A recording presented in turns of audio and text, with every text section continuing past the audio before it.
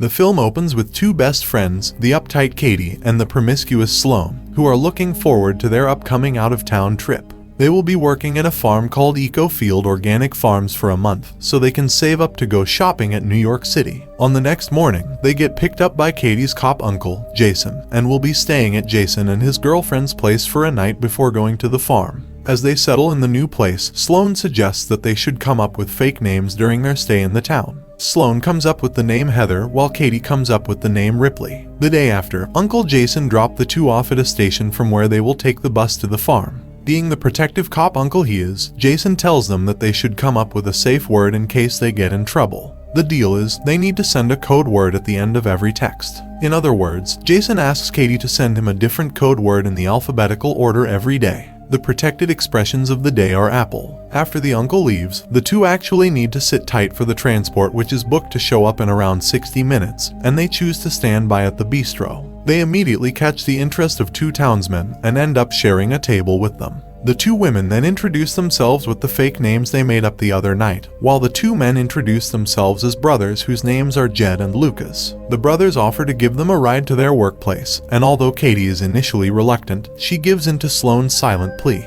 The two end up climbing into the young men's blue truck. However, things don't go as planned. Jed deliberately passes by the farm where Katie and Sloan work, which confuse the two women. And at last, they arrive. The two women are welcomed in by Jed and Lucas' sketchy mother, who invites them to have some tea before heading to the farm. Once they get inside, Katie receives a text from her cop uncle, and with their agreed safe words, she let him know that she's fine. Meanwhile, the two eat some pie and drink some tea, of which they probably shouldn't do, but they do it anyway. Their sight becomes obscured for reasons unknown. There's a medications in their beverages. The two promptly gotten away in the wake of understanding something's off. Unfortunately, Jed and Lucas manage to knock them unconscious and carry them back inside. On the next day, Katie and Sloan are panicking and chained up in the middle of the woods. Jed walks up to them and tells them that they will now be living here, and they are given basic amenities to survive, such as clothes, a bed, and a toilet. We move on to the next scene, where Katie and Sloan are now dressed, and Jed's boss, Boris, shows up and takes Katie's phone to check if anyone knows their whereabouts. At this point, he discovers that Katie and Sloan lied about their names, as well as the code word she used in the text message. Katie and Sloan finally are forced to tell him that the word Apple is a safety word.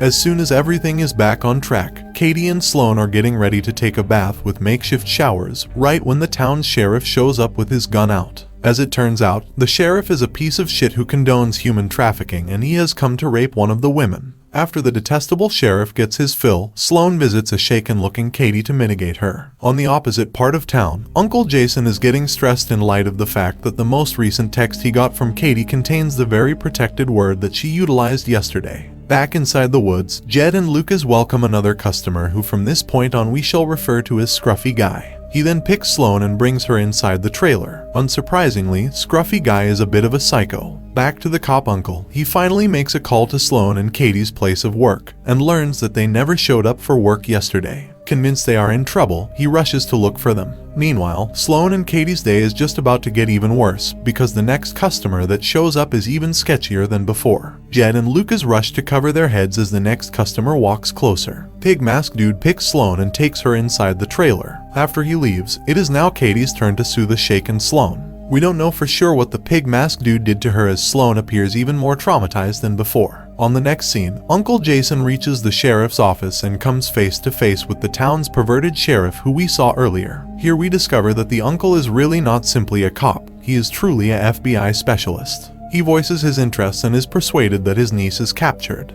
To make the plot even more interesting, for some reason the FBI uncle decides to tell the sheriff about how he knows they're in trouble because Katie did not use a new code word in the latest text message she sent. Back in the woods, obviously the sheriff has informed the kidnappers about the fact that Katie's uncle is an FBI agent, and that Katie lied to them about the safe word. Not wanting the FBI to poke around their human trafficking business, the boss Boris tells Jeff to kill them both and dump their bodies. Unbeknownst to them, Katie is eavesdropping the conversation. While this is happening, the FBI uncle decides to visit the cafe where he last dropped off Katie and Sloan. He then asks the barista what he knows. The barista remembers in clear detail what sort of truck Katie and Sloan left with. On the next day, Katie tells Sloan that the kidnappers are planning to kill them shortly before the kidnappers arrive along with Scruffy Guy. They then leave Scruffy Guy behind to watch them. Katie takes this opportunity to seduce him, and once she gets close enough, she rips his throat with her bare teeth. The two ladies then, at that point, continue to free themselves off their chains. Not long later, the sheriff shows up at the scene, apparently to kill them. But just as he steps out of his car, Katie and Sloan have stolen his car. The two women drive back into town and proceed to visit the hardware store to gear up. Some real shit is about to go down now. They then ask the cashier if he knows Boris, the man with a blue truck, and the cashier knows where he lives. On the other side of town, Uncle Jason continues his investigation by visiting the town's car insurance building today. He makes up a story about accidentally colliding with a blue truck and asks who owns it. The boss Boris just makes it back home. It turns out that Katie and Sloan have sneaked up on him and throw a bunch of nail-spiked tennis balls at him, injuring him badly. Now that the tables have turned, Boris pleads for his life and even goes as far as offering his money in exchange for sparing his life. Right then, at that point, Uncle Jason pulls up before Boris' home. Back inside, Katie and Sloan start examining him regarding the character of the man with the pig veil. When Boris refuses to reveal it, Katie and Sloan take a makeshift spear they made and shoves it up his behind, which eventually kills him. When Uncle Jason finally enters the house, it appears that Katie and Sloan have left, and he takes in the sight of a dying Boris. Jason then hears the roar of car engines and storms outside. Katie and Sloan drive off, while Uncle Jason rushes the dying Boris to the hospital. On the next scene, the sheriff informs Uncle Jason that Boris did not make it. Growing even more worried, Uncle Jason decides to try calling Katie's phone. But then, realizing his cover is blown, the sheriff takes out his gun. Katie and Sloan pull up in front of a church, and we learn that Pig Mask Dude is actually the town's priest. Sloan makes her entrance inside the church and comes face to face with her rapist. With Katie's help, the two best friends take down the bastard. As Katie and Sloan drive away, we see that they are presently happy, lighthearted. Yet, when they make a pause and get out of the vehicle, incidentally, Pig Coverman, otherwise known as the Minister, is fastened behind the truck this entire time. As their final blow, they pour gasoline all over him and sets him on fire before driving off. While the two women seem to be thriving, Uncle Jason is now held captive by the sheriff. Even worse, it appears that the sheriff has captured two new young women. Luckily, Katie and Sloan have come to the rescue.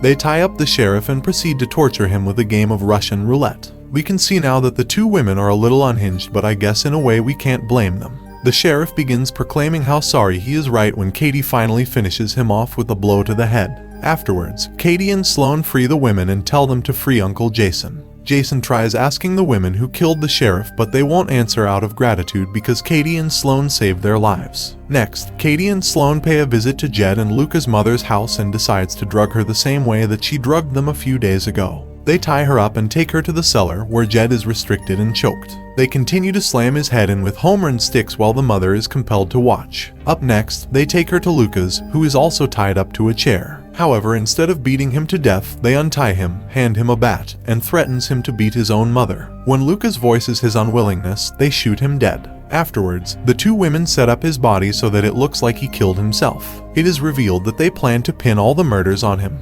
Desperate, the mother offers them money in exchange for sparing her life. But instead of sparing her, Katie takes the lawnmower and brutally murders her with it. On the next scene, Uncle Jason pulls up at Katie's house to pick her and Sloan up. It appears that some time has passed. Katie and Sloan get dropped off at the airport and excitedly make their way to New York City. Thanks for watching video. See you again next video.